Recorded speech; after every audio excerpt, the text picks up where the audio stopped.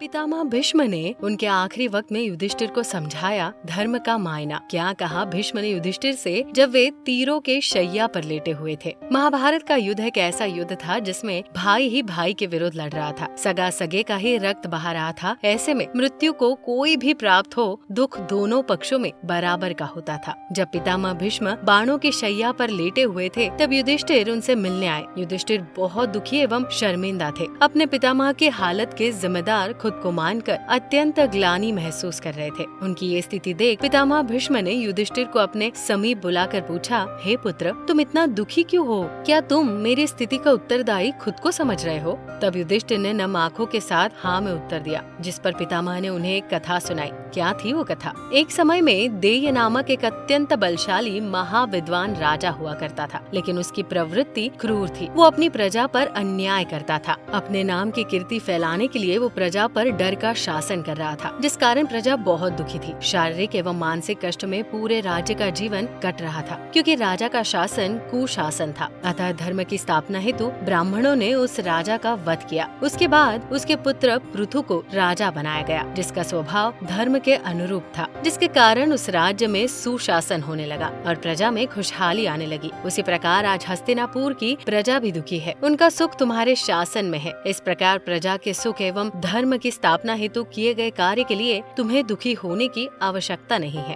तुम धर्म के नए स्थापक बनोगे। अगर इसके लिए तुम्हें अपनों से भी लड़ना पड़े तो उसका शोक मत करो। पितामह भीष्म की बात सुनकर युधिष्ठिर को आत्म शांति का अनुभव होता है और वो पूरे उत्साह के साथ युद्ध के आगे के दौर में भाग लेता है। महाभारत का युद्ध यही सिखाता है कि धर्म की रक्षा के लिए किए गए कार्य कोई भी हो गलत नहीं होते। अपनों के प्रेम में पड़कर अधर्मी का साथ देना गलत होता है। जिस प्रकार महाभारत युद्ध में जितने भी महापुरुषों ने कौरवों का साथ दिया, उनका अंत बुरा हुआ। उनके सारे सत्कर्मों का नाश हुआ, क्योंकि उन्होंने अपने व्यक्तिगत धर्म को देश एवं मातृभूमि के ऊपर रखा, जिसके फल स्वरूप उनका नाश हुआ। धर्म का रास्ता सरल नहीं है, लेकिन जो उस पर चलते हैं उन्हीं का जीवन सार्थक होता है। युधिष्ठिर एवं भीष्म का अंतिम संवाद। आपको ये महाभारत की कथा कैसी लगी? हमें कमेंट कर जरूर बताएं। साथ ही चैनल को सब्सक्राइब करना ना भूलें।